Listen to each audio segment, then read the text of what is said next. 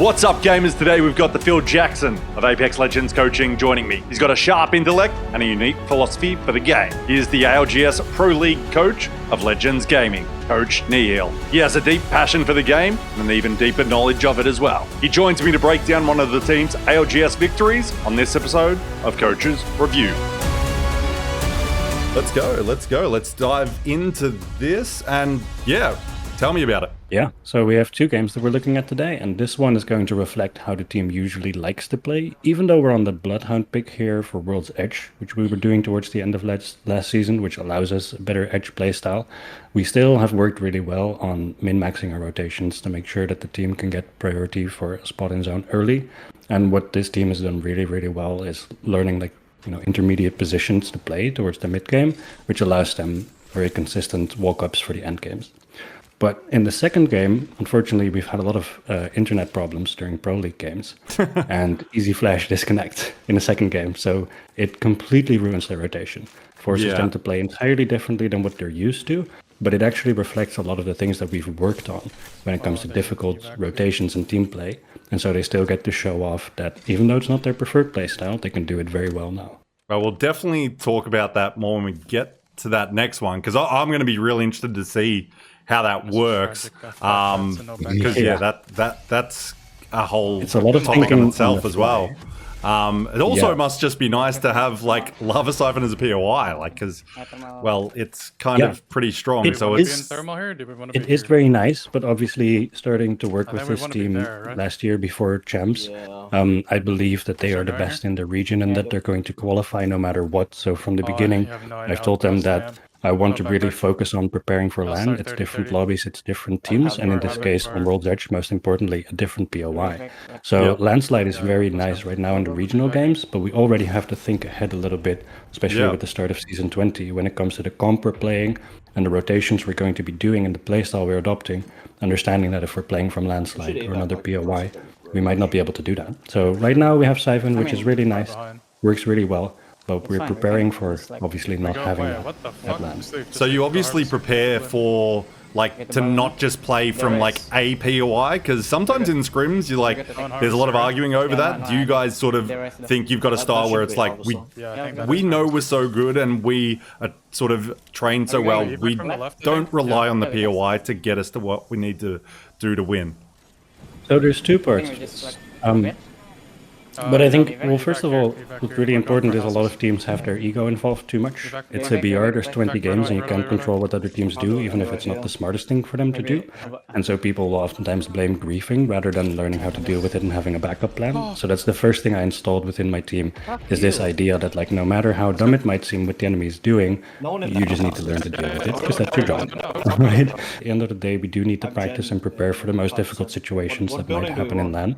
And so we're not going to let that time go to waste. We're going to focus on what we can focus on. And so we've done a really good job of improving difficult rotations and stuff like that. Where are they thinking at this point that the game's ending? So in this game, they weren't sure in particular. There was some thought that it might pull staging, but they weren't 100% convinced. And so when it comes to these type of pulls from Siphon, but also from Landslide, generally the mid-game position that they're playing is either towards this house, or if it's already taken, anywhere towards this ridge, if they believe it's going to pull north or close to this side, or they'll be playing on a no-name village that's on the other side of Thermal, if they believe that the zone is going to pull in that direction. So these are two positions that you'll very, very commonly see our team play, and obviously the earlier they rotate, and depending on what the other teams are doing and whether they have beacon or not, they might have to settle for a weaker spot here. And obviously they can't steal the Trident on this map. I have an old Excel as No, well. but on firm point we will. But no, they try to get this rotate as early as possible, and getting these houses is really, really nice. Not because they're so easy to hold, they are good to hold, but it's really because of the rotation options that you get later on when you're not quite sure what the zone pull here is going to be. And so now they just chill here for quite a while while looking where the zone goes. But the most important thing when you're holding a position like this for them is they need to make sure that nobody can walk up to their position for free, right? So that's the value in a spot like this. You're able to look in all directions, shoot people off. That's why they're spread across two houses, even though you might not be able to hold two houses the entire time. It's just to get the maximum angles and maximum distance so teams can't walk up on you. And that's really, really important when you get here early. And then as the zone starts closing, that's going to be really vital in spots like this, 55. to make sure you have a good walk-in. If you're liking the episode, hit the like button and subscribe, and make sure to give Coach Nihil a follow. Because this is quite an interesting one. And like, obviously this game ends up going towards staging, and they take the god spot sort of thing, but they've got to work towards it. And I actually was, while watching this game, was quite intrigued, because they're kind of like constantly looking back once they know the zone moves, looking for like teams like this one that are at thermal proper. Yeah, it's controlling your space and controlling the walk-in. It's extremely important. So when I started working with Flame, he was already very intelligent as an IGL about identifying the threats in an end zone and to the position that they're playing. But what he was still lacking, and you know, when he mentioned he was looking for a coach to help him figure some stuff out, he hadn't quite found someone that could help him turn that information into an actual plan of how you play end games when you're not able to just get the god spot for free, right? How do you still fight for that? How do you still play for that? What are the right timings and the right paths? So that's one of the first things that we worked on for at least 2 weeks. We talked a lot about all the different end games, how he should communicate them to his team, and how they should deal with it. And something that we're working on with the team a lot is, you know, the harder your walk-in is, the more opportunistic you need to play, the more you need to play as a team, sometimes have low presence, sometimes you need to make a lot of presence with the weapon fences. So it's just kind of identifying what the best path is, just still getting a good win condition. And it's something that they've definitely improved that a lot. Yeah, it's funny that a phrase I hear a lot from coaches is win condition, which is something I've only heard, I think, come from coaches' mouths, which that's always interesting. It's like, it's not winning the game, it's win condition. Yeah, so... Careful. Okay, this is a little bit of a good example of why it's important to shoot people early before they get up to your position. And why you want to be holding these long... I was like, oh, they got a whole team on them right now. Yeah, otherwise they might have to hold a lot of space. I click all of them. They jumped out. But yeah, even at the highest level, there's generally no perfect plays in FPS games. Because they're just not that type of game. There's good plays and there's bad plays, but at the end of the day, if you hit your shots and the enemy doesn't, you're still gonna win. You know, and on a strategic level, there's a lot of advantages you can get that are relevant if you're both somewhat equally skilled. And so we consider those win conditions. You know, what are the factors that are going to make the fight a lot easier for you? But something that a lot of coaches that are too theoretical, I think, skip is that's secondary to just winning the fight. That's the most important skill set for any team, and why I have so much confidence in the potential of this team, why I wanted to join them, is because I do think they all have that individual skill that having the difference in strategy actually matters. Right? Yeah, I mean, capitalize on making good plays. I mean, we've seen them all kind of lead the team or lead a team in kills at some point, like when Player K and Strafing were together under Iron Blood. Player K was fragging out and he led the region in kills. Obviously, we've seen Easy Flash do it. And then at Champs, Strafing actually led the team in kills. So it's like, they've all got that obviously... They're pretty good at shooting for an MNK team against all these aim assist gamers out here. Like, they're kind of...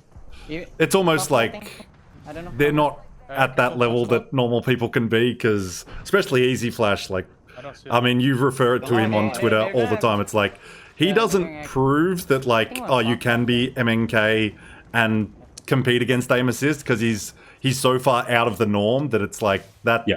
He's not proving anything, because you won't ever be that good, basically, is kind of what you're saying. Yeah. I've actually said out loud before that if Easy Flash wasn't the best at what he does, I would have never wanted to put him on a team, because his playstyle is so risky and aggressive, and it takes a lot of work to fix that. But he is such an expert at what he does. He's so incredibly good at it that it just brings a tremendous amount of value, and we thought it would be worth working around it. And that's something we've done a lot, is trying to think about how do you turn that into value for the team without losing the consistency, right? Without having all the unnecessary risk involved. And that's something that we've done really, really well since Champs, is managing to fix that and making sure that, you know, we send out Easy Flash to go kill the whole team by himself like he's John Wick at the right time, but without as many of the unnecessary risks as they might have taken in the past. Yeah, I mean, Strafing said that he thinks Easy Flash could be one of the best IGLs like in the region, in the world, if like given that opportunity. So having him here is just like you've got this whole other IGL brain on your team, but the problem is sometimes that conflicts. So that's obviously what you guys have to manage, is like keeping him somewhat in check, but it's not like just because I think I used to think myself, oh, he just plays recklessly and aggressive, but it's probably because he's thinking so much of like, I can do this and this, but then it's like sometimes that's maybe too much of an individual thought. So we should pause it here because they're about to rotate into the zone, and then we'll have to talk about that. And I can answer the part about the team play, because this is a huge topic that we've worked on a lot. I prioritize this very heavily with the team. My opinion from the very start and my kind of approach with this team has been that I believe they all three are not only individually very skilled, but they're also quite intelligent, right? And I think they all three bring something different to the team. So Strafing Flame generally takes the attention as the genie's IGL, but people that are paying attention will tell that Easy Flash is one of the best players in the world when it comes to making immediate instinctive decisions under pressure and in fights that are very, very good, right? And then Player K is actually incredibly good and due diligent at figuring out the whole theory of the game and more like the macro sense. And their communication was so bad in the past that Flame had to yell over them and the other two couldn't get their info out often enough, or they had to yell back. And so it was just a little bit messy. And that's something that we fixed since then, because, you know, it was important to me that when Flame needs to make a call, that they all immediately and instinctively follow that and trust him and do it, because that's important to be, you know, a competitive team. But we've also worked on communication in such a way that the others are able to input their information and knowing when it's the right time to input their information more effectively. And over the next couple months, you'll see it's already changed a lot, but the communication is going to continue to improve to the point that they'll be able to contribute more. Because in this game and in this set of games, Player K was actually vital to being the counterbalance to the things that Strafing Flame was looking at, which is something we talked about. So when Flame is looking at kills, he's looking at the rotate. When Flame's looking at the rotate, he's looking for the people that might push them or the people they need to kill. So they balance each other out in this way. And we've learned to find that balance for everybody in the team to where they're all contributing what they're good at. And it makes them so much better. And we're definitely also, because I do remember this game, we're definitely going to hear Strafing with a little bit of that yelling. Just I mean, also sometimes this game is just super loud, so sometimes you just have to because you can't hear. Realistically. Yeah, this is something we've talked about as well. As we continue to improve the communication within the team, that's going to be necessary less. But there's so much going on and things need to happen so quickly in FPS games that sometimes it's not as rude as it sounds, and you need to not take it personally, as long as people aren't arguing and causing problems. It's totally a good thing to repeat yourself, and sometimes being louder is necessary when there's urgency behind the call. So this is something we've talked about with the team, and they know, you know, that's not personal, and obviously we're working on it as things go along. Yeah, I mean, I think that's a great thing to point out as well, that like it's not like just random yelling, it's essentially pre-planned yelling. It's like, oh, when things are happening, we are going to have to raise voices at each other potentially, especially Strafing, and it's like, but this is just to get the job done in this instance at this time, because the game might be too loud, or it's like we've got too many voices potentially talking, and this is how we deal with it potentially. Yeah, and also a lot of the time, you know, opportunities in FPS games happen in a split second when a team does something that you need to respond to. So it's quite likely that you're sitting in a spot and you're just talking and thinking ahead and chatting, and then suddenly something needs to happen and there's urgency. And it's actually quite difficult to convey that with immediacy if you're not being louder, right? So that's not people being rude. That's just that if there is something that you need to act upon right now, then actually that's the best solution, right? As long as you're not arguing with people or calling them names, it's not a problem. 100%. Well, should we keep going now?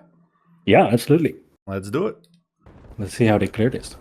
Scan in 1 second. Yes, because we're heading in towards our staging we're finish now, and Can we just play Is this under free? now? If that's free. Wait, this is free, I think. I do believe it is take that? free. I can't wait, quite remember I'm gonna myself, also- but they definitely claim this, Right, but then so- they kind of fight backwards. Yeah, it is. It is free. Yeah, Or so the shoot first back. most important thing is Careful that they're clearing this choke with Oh, scan, there's seeing that someone they have inside. some space, so they don't Oh, immediately need to they're duck and just hide and flying there. cover. They can look around for a spot, which is Back really, one. really important. Go So now back. they're doing that. They're looking around, figuring out that this Heal spot is a first, bit heal first. compromised because there's a team on the right. and they're going to be able to get angled out and walked up on from the back. It's just not ideal. So they start backing up. We've seen the team on high ground poking at them. They're kind of in an annoying position for our team here. Yeah, that's coming from But they need Dorito sort of Just hold it, I area. think. Yep. Just hold it, just hold it. Yep, they're probably not going to push from If that anything goes position. wrong, we can walk up this The way. two sides that were Just like be worried careful about of getting saving walked up on Don't take most are the damage right choke now, that just they don't take came damage from, right now. obviously, because of the way zone closes, Yeah. and the 3 track. seconds, okay? If anybody's going to be rotating through there. So you're just kind of trying to think about the Yeah, map here. congestion and where people are likely to be coming from. I cannot see him. Yeah, that's obviously always a very important thing in Apex because, like you said, 19 other teams and like, unlike scrims, there's usually a few more surviving as round 3 closes, which is, round 3 is sort of when things start to get a little crazy usually. You have those initial on-drop fights, but then it's round 3 closing that things start to really kick up and then it's like, gets really tense obviously. Everyone after that, and then it's just insane in the end game. They might. Yeah, they 100%. So with these like mid-game positions, we're oftentimes looking at which chokes people need to go through, and do we need to move early to avoid congestion, or can we move late? Here you can see that with the zone closing, they can tell the space that they need to fight for. So if that top team fights, it's a really good opportunity for them to move up. A big mistake that a lot of teams make here is they can only like not commit or full commit, and they need to learn to like They're not fucking up. accept small victories, right? And so in a position like this, that's something that's really important. Is we've talked a lot about the team playing opportunistically. So they're looking for openings here for the top team. But if they end up walking away with, you know, not being able to take the fight, not being able to take the spot, or getting one kill, not being able to kill the other people, that's still a win, right? And that's something really, really important to understand. If you obviously get the opportunity for a full wipe, you should go for it. But it's really just about securing the position here and at least getting one person off of all the teams without losing anyone yourself. So that's something that you're really like hearing in their comments, seeing in their playstyle. They've become quite good at that now, and it's really, really helped them secure more endgame. And I think that's you just kind of pointed out because Strafing just said they haven't fully, they've wiped the team and then he's like, just leave, like don't get too caught up in trying to get everything. Strafing here wanted to follow them and shoot down, and then player mentions that they don't have time because it's 30 seconds for zone to move, and that's exactly the dynamic I was talking about, where they need to be counterbalancing each other, because they do always need to have someone looking at their back, looking out for kills, while other people are doing something else, but they also need to be ready to move on things together, right? So it's this really, delicate balance in how you play as a team. That's why communication and being aware of what your teammates are doing is so important. And that's something that you can just tell here they've worked on, and they've started really, really getting down. And it's made them, in the last couple of weeks, they've just been so much more consistent. A few months ago.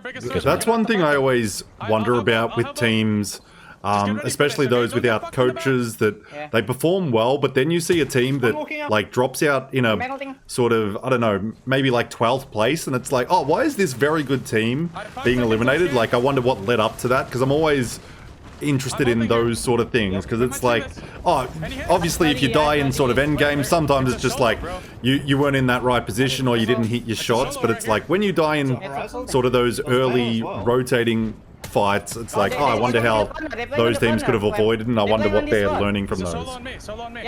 Yeah, absolutely. It's something I focus on a lot as a coach, and I think a lot of coaches kind of undervalue that when they're just starting out, but over time you learn. At the end of the day, being able to win your fights is the first thing that makes a good team, and everything else comes second. They're playing this. They're playing this. Yeah. They have to come. So there's just a lot of Obviously- things you need to work on the micro side of things, and make sure you're like a consistent team that doesn't fall over under the wrong circumstances. So players still putting those fences basically up against the ring there. What is that? Is it in case just someone is I think making their people way are going back? to be walking or landing with a redeploy of alcohol from behind. Yeah. Can we pick this? In this situation, you can still get ooped or walked on from the back.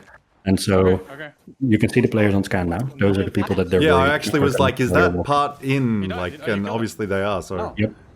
that's Yeah, obviously so- just preparing for If you that. look at this zone, Careful, they, man, it's a- first of all, the threats It's are obviously people coming to their position, either by flying over, coming from the tracks, or if there is a horizon team or a team with a redeploy below. So these are the things that they need to have people looking at and calling out really early, and then of course, if it's called out, Yeah, additionally because that's literally what Strafing is saying right now. Like they're looking for it There you go.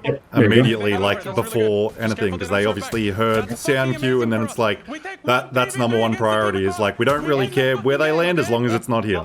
That's it. Can't be on We us. just have Yeah, to hold this exactly. team east. They're Right? warming up. Okay, so let's let this play out for a It sec. might be crypto Val. And I think we get the fan Yeah, favorite crypto. moments in when Only Flame calls out only the I got this.